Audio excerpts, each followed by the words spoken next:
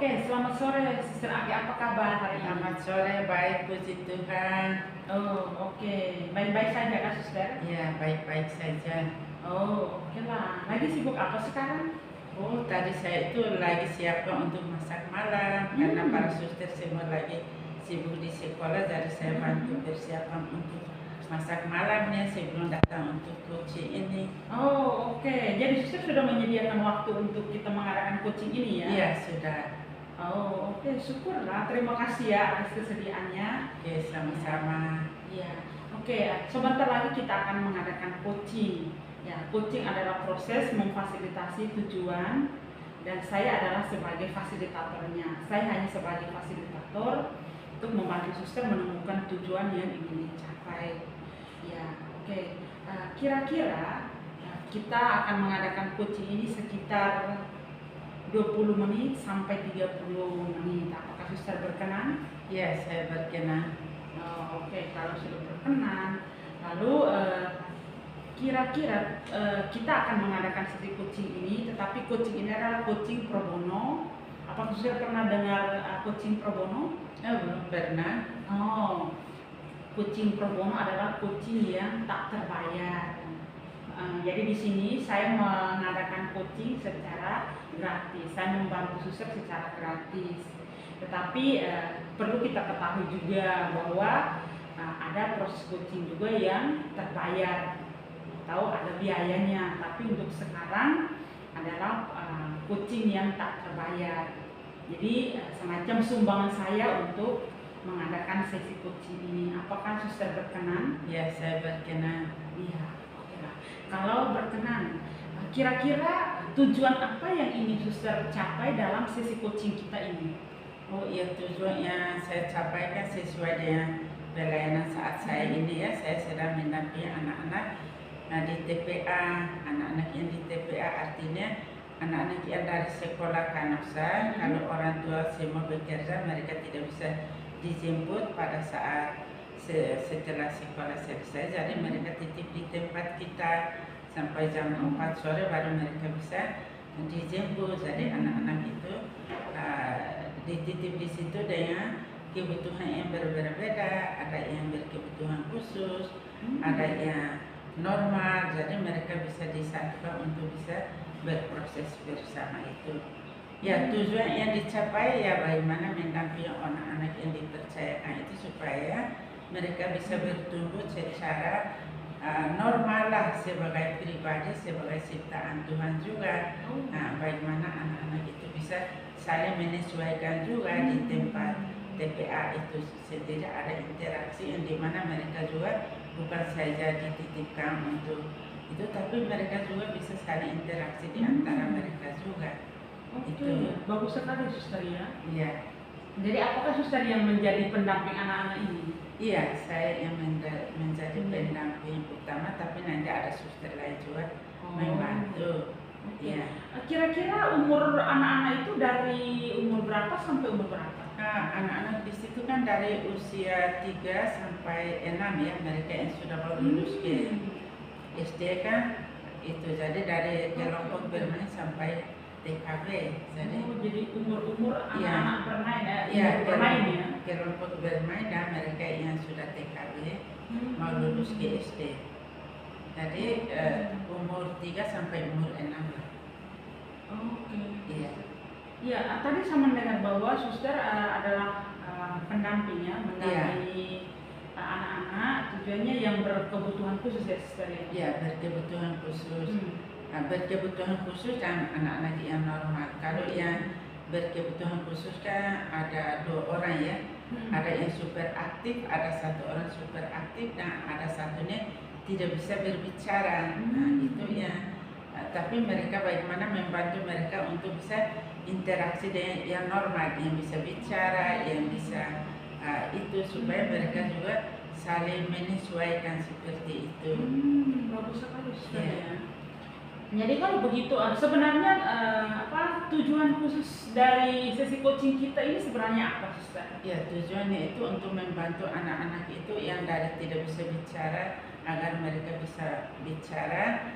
Yang super aktif itu mereka juga bisa tenang itu loh, supaya tidak mengganggu yang lain.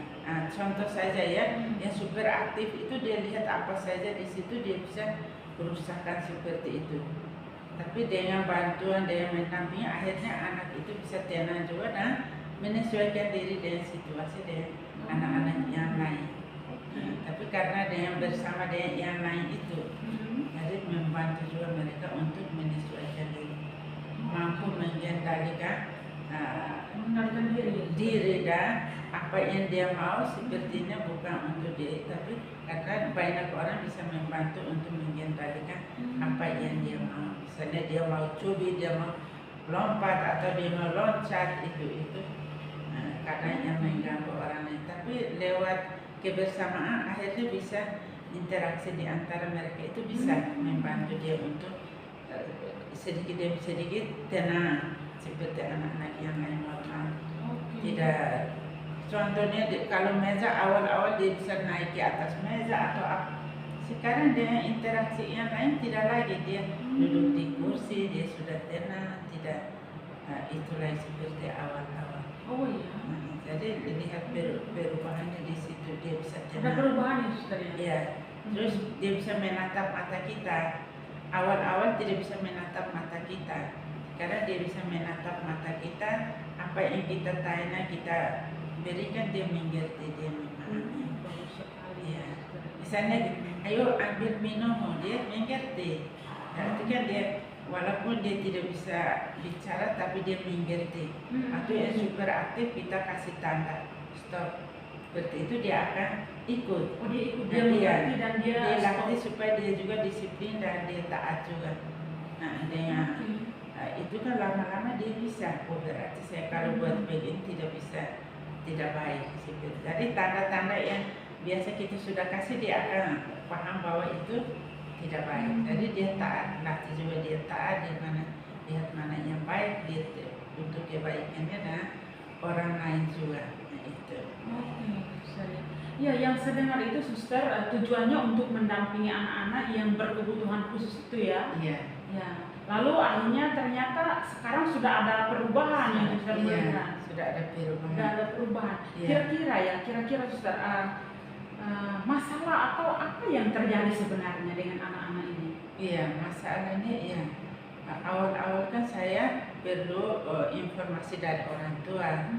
Saya tanya ke orang tua, ya masalah mereka itu ya karena sering ditinggal, tidak ada yang saat pulang, mungkin anak-anak itu tidak ketemu, anak tidak cukup waktu untuk bisa komunikasi dengan anak-anak mereka, atau ada yang kasih saja iPad begitu anak sendiri itu, atau nonton di YouTube, jadi ya tidak cukup waktu untuk itu mendampingi anak-anak mereka. Tapi dari situ saya mengerti, memahami, oh anak ini punya kebutuhan tersendiri, perlu dibantu dengan cara yang seperti ini. Tapi akhirnya ya saya berusaha untuk memberi sesuai apa yang saya terapkan ke mereka. Akhirnya mereka kembali ke rumah juga, orang tua lihat itu ada perubahan. Yang super aktif tadi, dia di rumah dia tenang, dia tidak lempar sembarang atau apa. Yang tidak bisa bicara, dia ada kata-kata baru yang muncul itu ketika pulang ke rumah. Seperti ada masing-masing punya proses sendiri seperti itu. Nah, tapi yang dibantu itu ya karena sering di dalam permainan apa itu dengan yang lain memancing, bagaimana yang penting ada kata-kata yang keluar dari apa yang diungkapkan, memancing dia untuk ungkapkan itu. Kalau yang super aktif itu memberikan permainan yang dia bisa fokus di situ juga, latih fokus juga.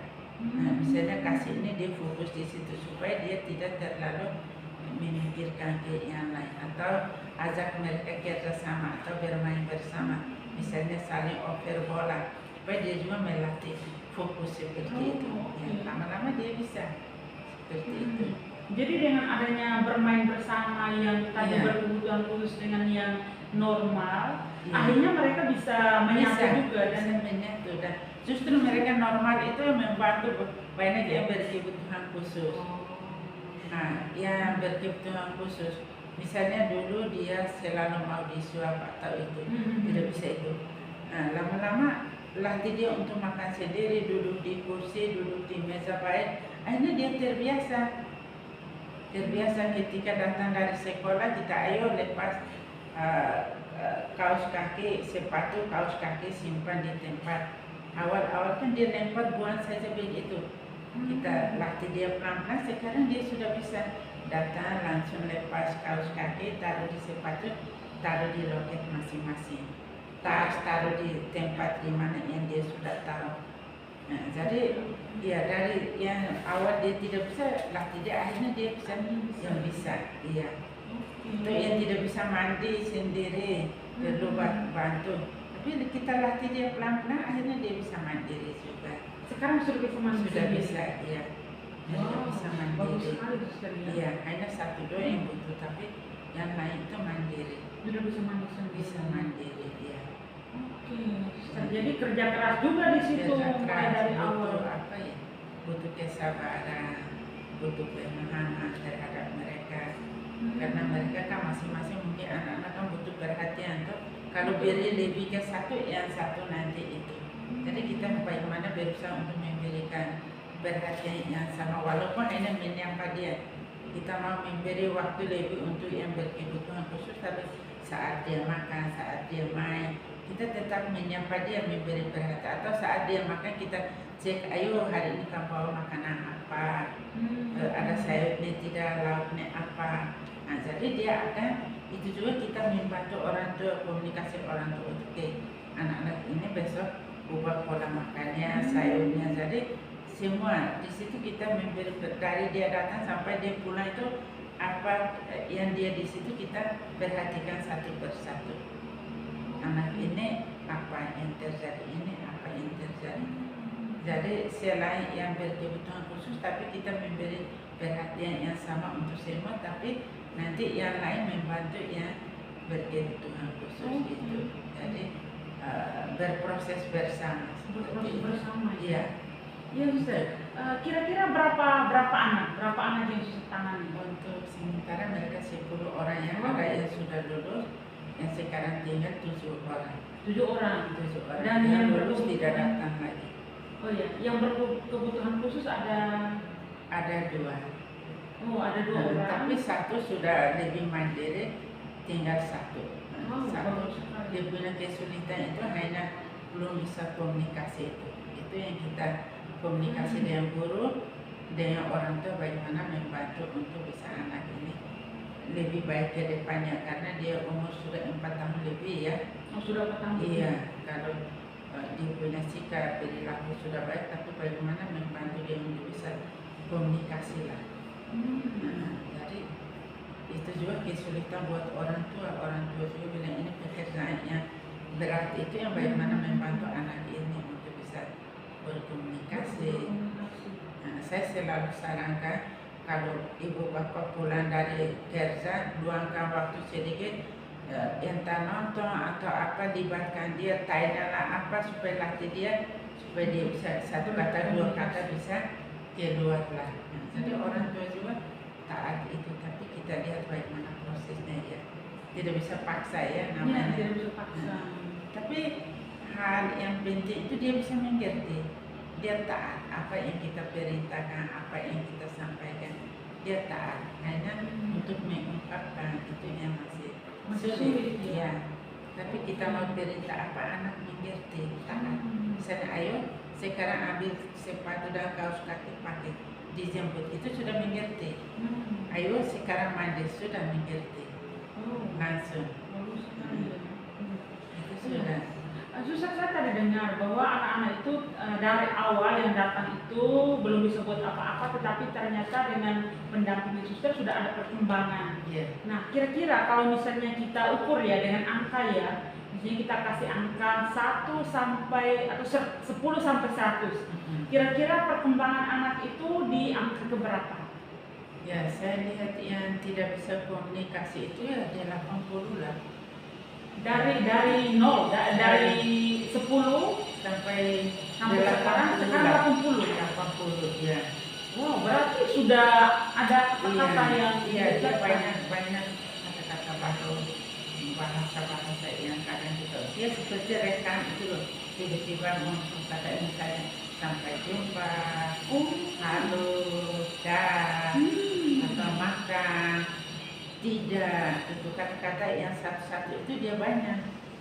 Atau tiba-tiba dia nonton, wah selesai. Nah, jadi itu dia banyak. Kalau yang super aktif itu ya saya lihat 90% lah. Dari 10 sekarang Ya, sudah 90. 90%. Wow, berarti luar biasa ya. Iya, Perkembangannya pesat sekali suster ya. iya, itu dia lebih tenang anaknya. Sekarang jadi tenang. Tenang dan itu dia tidak ganggu orang seperti awal aku mau lempar orang punya botol di depan angkat buah semua itu tidak. Sekarang tidak. Dia duduk, dia lihat dan dia sabar dengan dirinya. Misalnya orang tua dia kan dibawa makanan jam 10 orang tua antar makanan nanti dikasih makan sendiri. Dia tunggu, walaupun yang lain makan dia tunggu. Dia tidak akan cengeng atau apa, dia sabar. Nah, kalau datang dia sudah tahu dia akan duduk di kursinya, akan makan. Makan selesai, oke, yang kasih makan selesai pulang dia bermain biasa. Dia tidak mudah untuk cengeng seperti anak normal kan. Seperti itu ya. Oh, bagus lah ya. Iya. Perkembangan besar. Oke suster, tadi yang saya dengar yang tidak bisa berbicara dari kalau angkanya dari 10 sampai 100 dia sudah 80. 80 iya. Iya, lalu sementara yang satu yang super aktif itu dari 10 sampai 100 sekarang dia sudah 90. Iya, 90 lah. Iya. Oke, kira-kira hasil seperti apa yang suster inginkan? Iya, hasil yang dicapai ya saya harap itu kerjasama antara orang tua dengan guru dengan saya atau di TPA membantu anak itu supaya kedepannya paling tidak dia bisa mengungkapkan kata-kata atau ya bisa mengungkapkan, bisa komunikasi, ya bisa berbicara atau kalau tidak tapi dia bisa mengerti apa yang kita bisa sampaikan atau orang tua sampaikan atau guru bisa sampaikan saat proses belajar mengajar itu. Nah itu ya. Tapi dia kalau ketika saya berkomunikasi dengan guru-guru, iya dia kalau misalnya dikasih mewarna dia ikut. Nah, dia tidak bisa berbicara tapi dia berbicara lewat dia punya hasil atau kalau itu berarti dia mengerti apa dia mengerti. Dia mengerti. Berarti dia mendengar ya suster ya? Dia mendengar. Kita panggil dia menatap mata. Oh, oke. Dia mendengar, dia taat, dia mengerti hanya belum bisa bicara. Belum bisa berbicara. Tapi usaha kita maksimal itu dia bisa menatap kita, dia bisa melihat kita, dia bisa berarti dia bisa mendengarkan kita. Kalau dia bisa mengerti, mendengar, mentaati kan paling tidak dia bisa mengerti dengan dirinya. Ketika ini ternyata misalnya dia tidak, dia akan duduk tenang, tidak akan. Berarti kan dia mengerti bagaimana dia mau bersikap walaupun dia tidak bisa komunikasi. Iya. Misalnya yang lain sudah rapi dia juga mau rapi. Iya, jadi dia mengerti bahwa saya mau seperti yang lain juga. Misalnya nonton dia mengerti dia akan senyum dia Jadi ajar dia untuk paling tidak terlibat di kegiatan-kegiatan dan bisa interaksi dengan teman-teman. Nah, supaya dia merasa bahwa di hadapan Tuhan itu dia sama, tidak ada yang beda. Terus yang lain kadang menyapa dia merasa dicintai, disapa. Ada yang lain mau merangkul dia. Nah, jadi bukan saja saya sebagai pendamping, kehadiran yang lain itu juga membantu dia untuk bisa berproses diri seperti itu. Itulah ya. Dalam hal ini berarti suster menginginkan 100% ya. Tadi baru 80 dan 90. Suster menginginkan 100% ya. Kalau bisa 100%. Iya. Itu kan menurut ukuran kita ya. Tapi rencana Tuhan bagi mereka kan berbeda ya. Ini juga usaha keras juga. Orang tua kalau di rumah mau membantu melanjutkan apa yang kita terapkan di sini ya bisa. Dengan guru juga bekerja keras untuk jadi sumbernya itu yang dari kita, dari guru, dari orang tua, terutama orang tua. Bagaimana orang tua meluangkan waktu untuk mendampingi anaknya juga. Seperti itu. Selain orang lain. Ya Ustaz, tadi saya dengar dari 10 sampai 80 berarti perkembangan besar, dan ini kita percaya bahwa ada campur tangan Tuhan. Iya, yang satu yang dari 10 sekarang 90 juga ada campur tangan Tuhan dan perkembangannya besar. Ya. Apakah Suster punya keyakinan bahwa suatu saat memang akan terjadi 100% seperti yang Suster harapkan? Iya, saya yakin bahwa kalau dibantu, dilatih sungguh-sungguh bisa. Iya, segala sesuatu bisa kalau punya usaha sendiri ya. Oke. Iya, karena anak-anak itu kan bisa sih, hanya bagaimana bekerja sama antara orang tua. Karena kita ini kan waktu terbatas, tapi lebih banyak waktu kan yang orang tua. Di sekolah pun waktu terbatas. Iya. Jadi saya selalu sarankan orang tua meluangkan waktu untuk anak-anaknya. Kalau anak sudah mau berproses, kalau berhentikan nanti tidak, itu juga tidak. Dia sudah masuk, nanti di rumah tidak bantu lagi, berarti kan dia gitu. Karena saya tanya ke orang tua, bagaimana ini bapak mama bantu yang ini. Suster, kadang saya pulang dari kerja itu saya ajak nonton bersama, kadang saya tanya bagaimana untuk dengar kata-kata. Nah, kalau dengan bapaknya kadang hanya kasih iPad ke dia untuk itu, jadi anak itu hanya fokus seperti itu. Tapi ketika saya dengar informasi itu, saya juga berbicara dengan bapaknya, Pak, tolong supaya bantu anak itu lebih banyak waktu bertanya kah, apakah, walaupun dia itu kita lihat bagaimana dia punya reaksi, lama-lama dia bisa. Kadang itu dari wah, kadang kata-kata. Tadi dia minta bantuan buka kue atau itu, wah. Sebenarnya kan dia bilang tolong.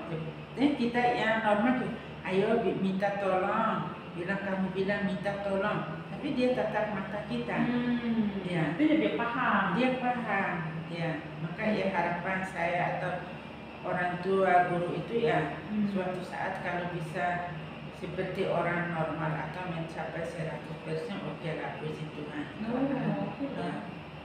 Ya, kalau begitu apa dampaknya ya? Apa dampaknya yang terlihat, yang misalnya tadi Suster katakan suatu saat ya, kita berharap, kita berdoa dengan bantuan Suster juga, orang tua tentunya utama, lalu guru-guru. Apa dampaknya kalau misalnya suatu saat mencapai 100%? Apa yang Suster bayangkan? Kalau saya bayangkan ya, kalau anak itu mencapai 100% kan berarti dia katakanlah hidup manusia yang normal lah. Dia bisa membawa diri, dia bisa tampil di muka umum sebagai manusia yang biasa normal, walaupun ya dia masih ada keterbatasan, tapi dia tampil dengan percaya diri itu loh. Dia bisa percaya diri bahwa dia sebagai seorang pribadi yang bisa hidup dengan orang lain, dia bisa bersosial, bisa itu, dia membantu dia untuk percaya dirinya, walaupun di segi lain dia ada sesuatu yang kurang dari dia, tapi meyakinkan dia bahwa kamu bisa untuk hidup masa depanmu. Kita kan istilahnya, saya ini bisa membantu dia kan dalam waktu terbatas, tapi hidup ke depannya kan dia sendiri. Dia kalau mengerti, memahami kan ke depannya dia akan membawa dirinya sendiri. Orang tua juga kan terbatas, kita semua terbatas. Paling tidak dia mengerti dengan hidupnya supaya dia bisa menjalankan hidupnya seperti manusia atau makhluk hidup yang normal, ciptaan Tuhan yang normal. Bagus sekali Suster. Iya, oke Suster. Sekarang Suster tangani yang anak-anak, terutama yang berkebutuhan khusus 2 orang ya. Apakah pernah Suster mengalami pengalaman yang sama? Mungkin melihat atau pernah memang melayani orang seperti ini? Iya, saya untuk melayani langsung sekarang sih, tapi pernah saya kunjungi beberapa tempat yang anak-anak berkebutuhan khusus. Ya ada, tapi mereka itu kan di sekolah SLB ya. Mereka sudah ada sarana prasarana di mana yang bisa melatih mereka untuk mengungkapkan kata-kata atau itu yang tidak bisa mendengar. Itu saya lihat, tapi untuk tangani langsung kan sekarang. Kalau lihat atau itu pernah, tapi untuk tangani langsung kan sekarang. Kalau orang Buina kan mereka memang latarnya Buina profesi ya. Latarnya kan mereka sudah dilatih bagaimana menangani anak-anak berkebutuhan khusus seperti ini. Kalau saya kan tidak, hanya punya niat saja, niat baik untuk membantu saja anak-anak ini. Karena saya tanya juga ke orang tua bagaimana sudah ada terapi seperti itu. Orang tua katakan bahwa sudah semua usaha kami sudah buat, semua cara kami sudah tempuh, tapi disarankan bahwa mereka ini perlu masuk di kelompok bermain atau kelompok yang sama seperti mereka. Itulah lokasi wadah di mana mereka akan dipancing untuk berbicara, untuk semuanya di situ. Jadi butuh masuk di dalam kelompok yang seusia seperti mereka itu. Jadi saya sudah bicara dengan orang tua juga seperti itu. Karena anak-anak ini kan ada yang orang tuanya dokter, ada yang psikolog, berarti kan mereka sebenarnya orang-orang yang bisa membantu anak-anak mereka, tapi kan kadang orang tua sendiri tidak bisa, mungkin mereka bisa tapi waktu tidak cukup, jadi butuh bantuan orang lain juga. Jadi seperti saya atau guru atau itu kan hanya untuk mendampingi sejauh mana bisa mendampingi mereka. Nah, kita mau mereka itu berkembang, bertumbuh sebagai pribadi-pribadi yang baik suatu saat di masa depan mereka. Seperti itu. Oke, Suster. Suster kan tadi katakan pernah hanya melihat karena mengunjungi itu, lalu guru yang menangani mereka adalah guru-guru yang profesional dalam bidangnya. Nah, Suster tidak, tetapi hanya ada keinginan seperti itu ya, Suster. Ya, niat ada niat untuk membantu. Nah, kira-kira perasaan apa yang timbul di hati Suster saat walaupun tidak ada profesi seperti itu, tetapi dengan niat yang baik ternyata anak itu ada perkembangan yang tadi Suster katakan, ada perkembangan yang dari 10 sampai sudah ada 80-90%. Apa perasaan? Ya, perasaan itu saya senang sih, karena kan lihat mereka bertumbuh dengan sendirinya. Kita itu kan seperti sarana saja, tapi ketika dengan cara-cara yang berikan itu membuat mereka akhirnya mereka bisa mengerti, memahami, bertumbuh dengan baik. Ya, itu saya senang lihat anak-anak itu bisa bertumbuh mandiri secara rohani, secara jasmani. Nah, itu saya senang. Secara intelektual juga, karena ada yang normal itu, ada yang tidak bisa baca, tidak bisa menghitung. Kita bisa membantu membaca, menghitung, mereka juga akhirnya bisa, itu kan senang juga. Perkembangan ya, Iya. perkembangan besar ya. Iya. Oke. Ya, Suster. Oke, mungkin setelah itu, silahkan, ada gangguan sebentar. Ya.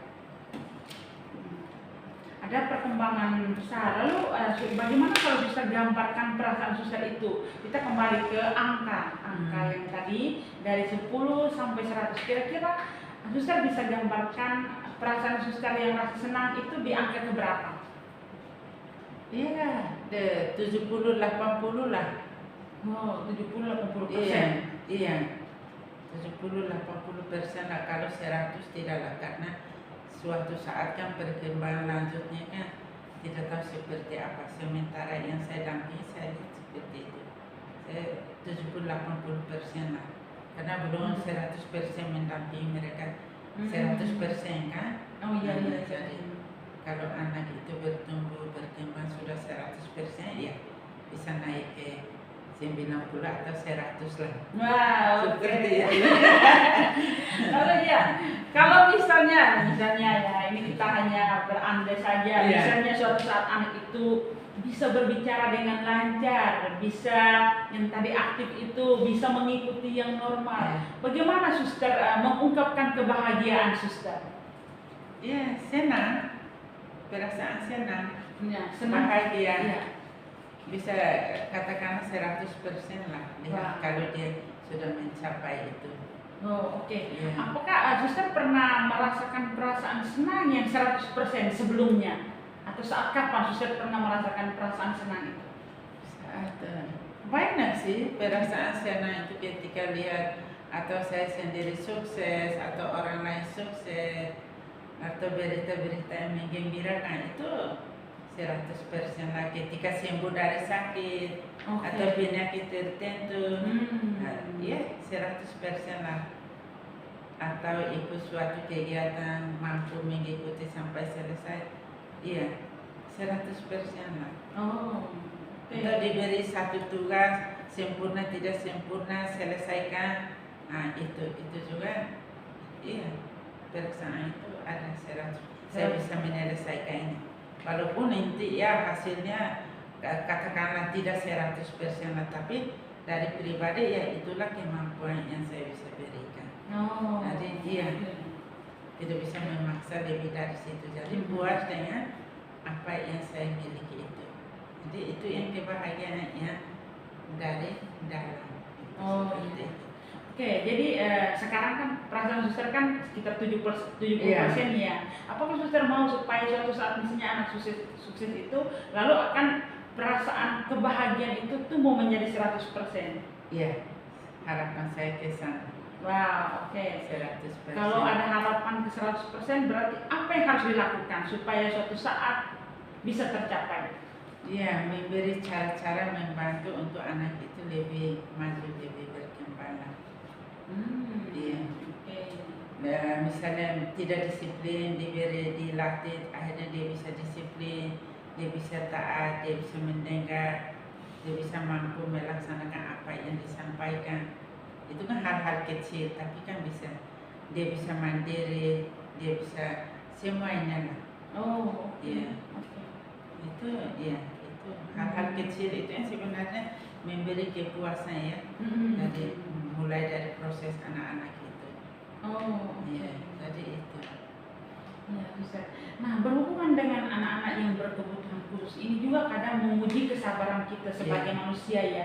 Kira-kira apakah suster pernah mengalami kalau misalnya merasakan, wah hari ini saya tidak sabar, atau hari ini kesabaran saya seperti apa? Pernah, kadang ya karena anak-anak kan seperti turun, hari ini dia baik, besok ini, kadang sebagai manusia ya emosi ya. Tapi kan tetap kembali sadar, kenapa hari ini saya begini, saya tidak sabar. Nah, berarti kan saya lihat di depan mereka ini butuh bantuan, tapi saya tidak sabar dengan mereka seperti ini. Jadi di situ latih kesabaran. Tapi memang emosi, kadang jengkel itu ada. Tapi ketika lihat mereka begitu kan tidak diam di dalam emosi atau jengkel, saya takjub. Iya, kenapa tadi saya marah dengan anak-anak yang seperti mereka ini sangat membutuhkan bantuan. Kalau saya tidak mampu mengendalikan itu, maka emosi saya, kejengkelan saya itu nanti bisa tanam ke dalam diri anak-anak itu. Memang awal-awal itu ya ada yang super aktif atau yang normal itu juga kadang nakal buat kita jengkel itu. Tapi lama kelamaan ya sudah tahu dia punya proses itu ya. Oh ya, anak ini kebutuhannya ini, kebutuhan cara apa yang masuk dengan dia. Setelah tahu dia punya kebutuhan, dia punya ini, bagaimana cara masuk dengan mereka masing-masing. Akhirnya kan bisa. Kalau dengan ini saya harus dengan cara ini, yang dengan ini saya harus dengan cara ini. Jadi ikut mereka punya. Misalnya kalau dia terlalu nakal, saya tidak akan bilang dia nakal. Kamu hari ini mau jadi anak baik atau tidak? Saya tanya ke dia. Ya suster, saya mau jadi anak baik hari ini. Kamu taat tidak? Saya mau taat. Terus nanti kalau dia buat sesuatu, tadi kamu janji mau jadi anak baik, kamu mau taat, kenapa itu? Itu dia akan pegang kata itu. Ya, kalau dia suka pukul kamu, tadi bilang tanganmu itu mau berbuat baik, kenapa itu? Ya suster, saya minta maaf nanti. Jadi nanti dia buat yang siapa, dia akan minta maaf. Jadi cara-cara kalau dia tidak nakal, tidak akan bilang kamu nakal, tapi bilang kamu hari ini mau jadi anak baik atau tidak. Jadi kebalikan saja dia sadar, iya saya ini anak baik. Kalau misalnya nakal, saya tambah nakal, dia akan nakal seperti itu. Jadi ikut kebutuhan mereka, dia hari ini apa, dia buat apa. Jadi masuk dengan kata-kata yang positif. Jadi dia mengerti itu. Atau memberi apresiasi, dia buat sesuatu. Hari ini kamu baik sekali, memberi apresiasi, pujian. Jadi itu juga lama-lama dibantu dia sadar, ya saya mau jadi anak baik, mau jadi anak pintar seperti itu. Bagus sekali, suster ya. Itu yang lihat dia hari ini interaksinya seperti apa. Bagus.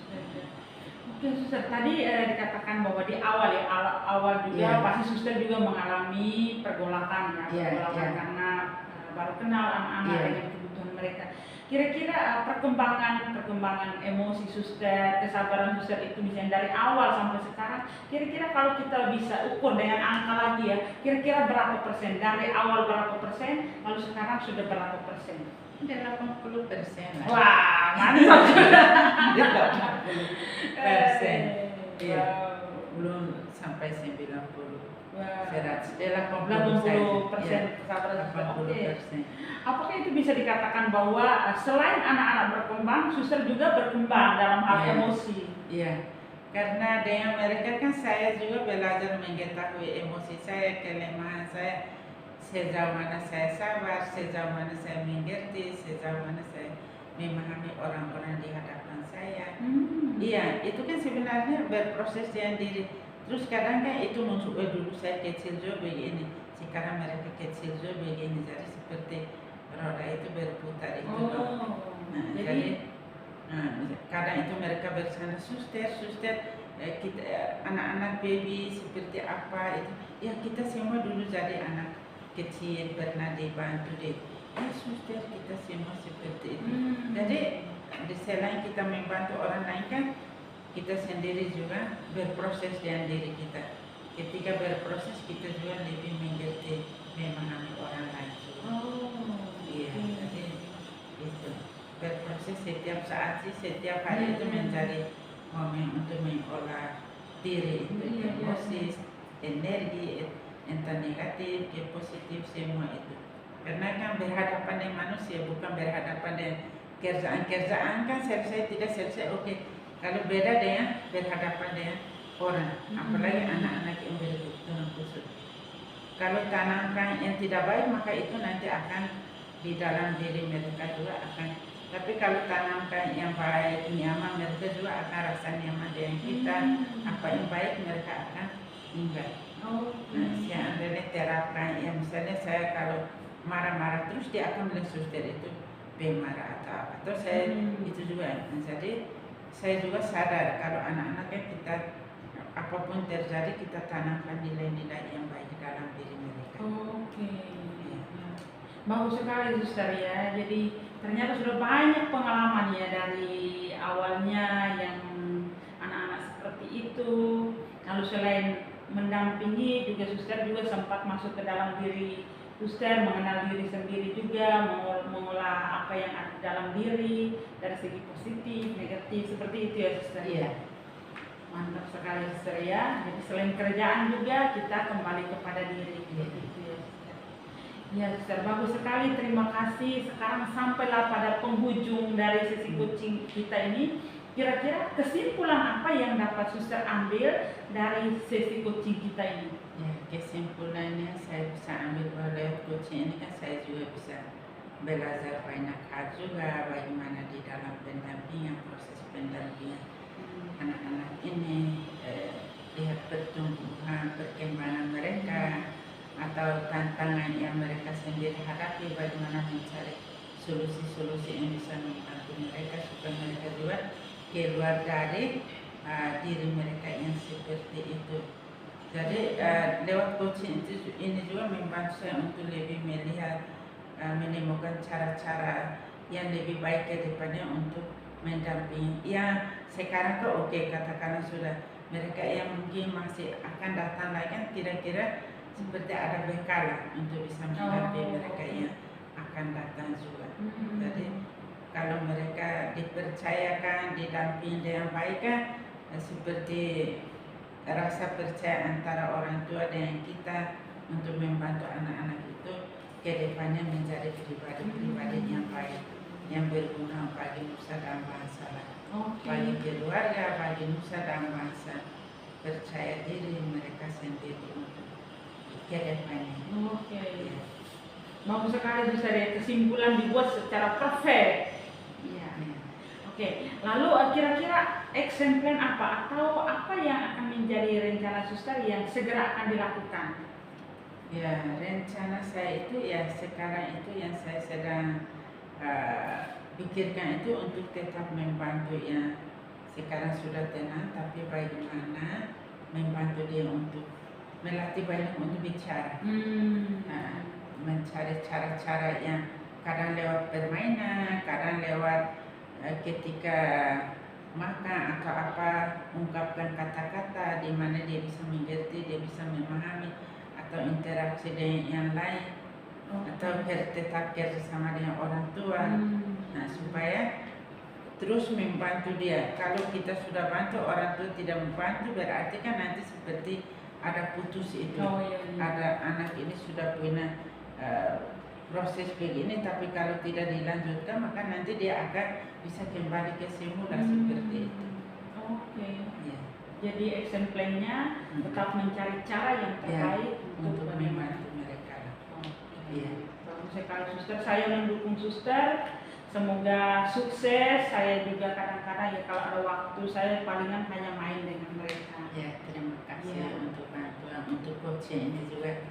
Saya juga bisa belajar dari sini untuk menemukan juga cara-cara baru, masukan-masukan juga untuk bisa mendampingi ya.